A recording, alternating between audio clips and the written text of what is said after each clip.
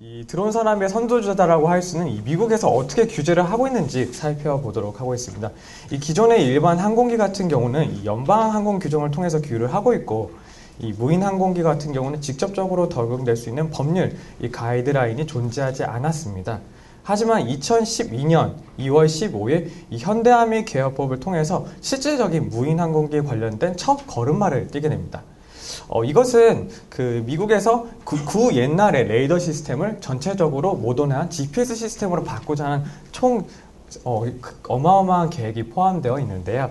총 12개의 챕터로 나눠져 있고요. 그 중에서 이 타이틀 3이 이 무인항공에 관련된 내용이 포함되어 있는데, 거기서 이 섹션 333조, 301조부터 336조까지 내용을 살펴보면 이 무인항공기를 앞으로 어떻게 규율해야 내고 그 규정안이 언제까지 나와야 되는지 세부적인 내용이 포함되어 있습니다. 또한 이 섹션 336조에 관련된 내용을 보면 25km 미만의 취미 레저용 같은 경우는 너희 미 연방청의 관련청은 더 이상 규제 및 규정을 하지 말라는 내용도 포함되어 있는데요. 퍼커 사건이 사실 중요한 이유는 미 연방교통안전위원회에서 이 모형 항공기 또한 일반 항공기와 같으므로 기존의 일반 항공기에 적용되었던 연방 규정이 적용 가능하다고 판단을 했기 때문인데요. 사실상 그 전까지는 적용이 가능하다고 했던 것은 미 연방 항공청의 의견이랑 가까웠습니다. 하지만 이 판단 이후로 실질적으로 미 연방 항공청은 규제를 할 수 있는 발판이 되었는데요. 그럼 도대체 규정안이 언제 나왔냐? 2015년 12월 21일 첫 무인 항공기 관련된 규정이 실행이 되었습니다. 이것은 250g 미만, 25km 미만의 무인 항공기를 지칭하는 것이고요. 가리키는데 모형 항공기까지 포함이 돼서 인터넷을 사용해서 의무 등록해서 사용하라는 것입니다. 그러면 하나하나 자세히 살펴보도록 하겠습니다. 이 현대아미 개혁법, 실질적으로 앞서 언급했던 듯이 미국에서 무인 항공기 관련 규제와 관련하여 첫 걸음마를 띈 것인데요. 2012년 2월 15일 법안이 통과되었고요. 이 항공 시스템 개혁을 통해 이 항공 교통 관제 시스템을 개혁하다는 이 넥스트 제너레이션 프로젝트가 포함되어 있음을 알 수 있습니다. 총 4년 동안 63조 원이라는 어마어마한 돈이 투자가 되고요. 이 무인 항공기가 미국의 국가 공역에 안전하게 통합이 될 수 있게 그 계획이 세부적으로 포함이 되어 있습니다. 총 이 개혁법은 섹션 101부터 1201조까지 12개의 챕터로 나눠져 있고요. 그 안에서 무인항공기 관련 내용은 이 타이틀 3 무인항공 체계에 반영이 되어 있습니다. 그럼 이것에 관련해서 한번 자세히 살펴보겠습니다. 네, 앞서 말씀드린 것 같이 총 331조부터 336조까지 나와 있는데요. 이 332조와 334조 같은 경우 이 민간 무인 항공 체계와 이 공공 무인 항공 체계가 국가 공역에 통합이 되어야 되는데, 그거에 대한 안전성을 판단해 보고 그거에 걸맞는 계획을 세워보고 규정을 만들라는 세부적인 계획안이 포함되어 있습니다. 그리고 333조 같은 경우는 실제적으로 마지막 규정안이 나오기 전에 너희들이 미 연방청이 항공청이 안전하다고 판단되는 무인 항공기를 체계를 판단하여서 그거에 걸맞는 규정을 만들고 계획안을 만들라는 내용이 포함되어 있고요. 마지막으로 336조 모형 항공기, 즉 취미 레저용 25km 미만의 무인 항공기를 지칭하는데요. 이것에 관련된 특별 규정이 포함되어 있음을 알 수 있습니다. 그럼 정의에 대해서 간단히 살펴보고 넘어갈 필요가 있는 것 같은데요. 이 331조의 정의를 보면 무인 항공기는 항공기에서 또는 범위 내에서 사람의 직접적인 조종 가능성이 없이 운영되는 것을 말하고요. 이 소형 무인 항공기 같은 경우 25km 미만의 무인 항공기를 지칭하는 것을 알 수 있습니다.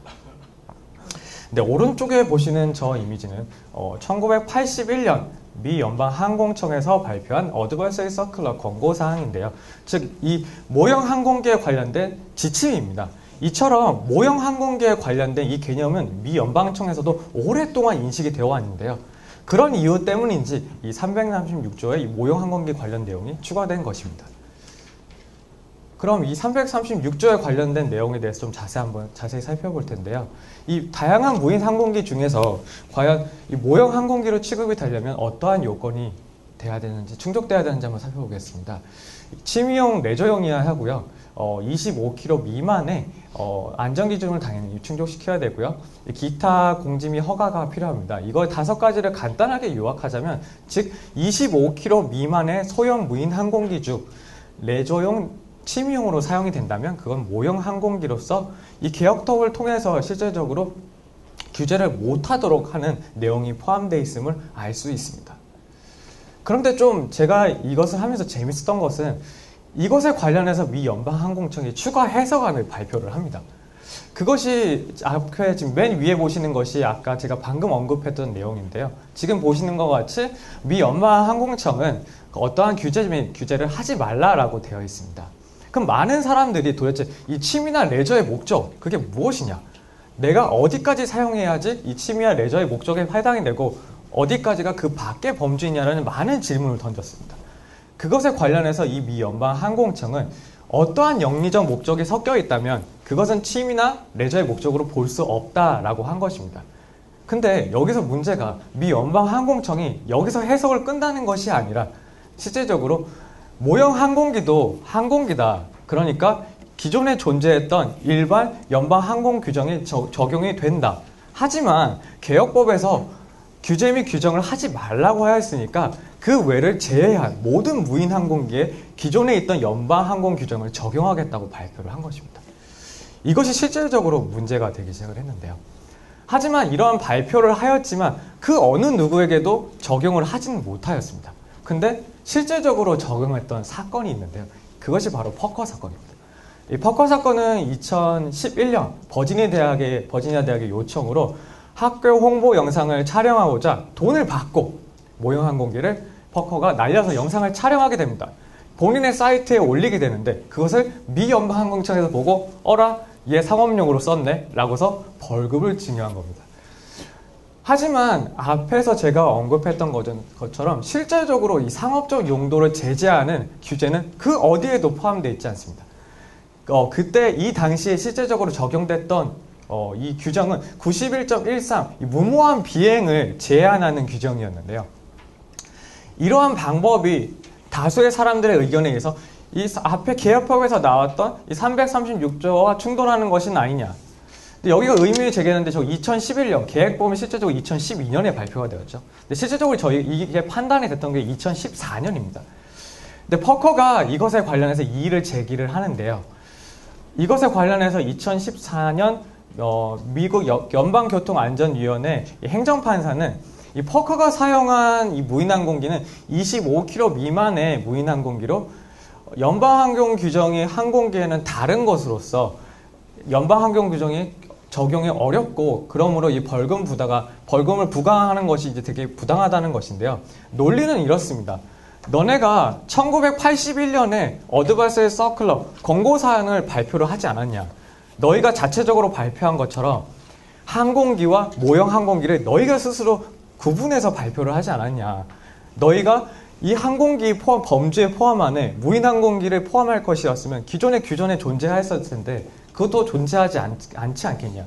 그렇기 때문에 너희가 이런 식으로 아무런 기반이 없이 이렇게 벌금을 부과하는 것은 매우 부당하다라고 판단을 한 것입니다. 이것에 관련해서 미 연방항공청은 이에 불복을 하고 2014년 11월에 이것에 관련해서 위원회가 최종적으로 판단을 하게 되는데요. 이 위원회는 무인 항공기 역시 이 항공기라고 판단을 한 것입니다. 이 항공기의 정의가 연방항공 규정에 포함이 되어 있는데요. 거기서 보면 any device라는 단어가 있습니다. 어떠한 장치든 비행이 가능한 장치는 항공기로 보겠다는 연방항공 규정이 포함이 되어 있는데요. 위원회는 그러니까 무인 항공기도 실질적으로 날 수 있는 그 any device에 포함이 되지 않느냐. 그러니까 너희가 정의하는 그 항공기의 범주 안에 포함이 된다. 그렇기 때문에 이 연방항공 규정이 적용은 가능하다라고 판단을 한 것입니다. 근데 문제는 앞에 보셨던 것처럼 2012년에 개혁법이 나왔고 2014년에 이런 판단이 나왔습니다. 이러한 판단은 어떻게 보면 이 336조 어떠한 규제 및 규정도 만들지 말라라고 했던 이 개혁법의 취지와 어긋난다는 것입니다.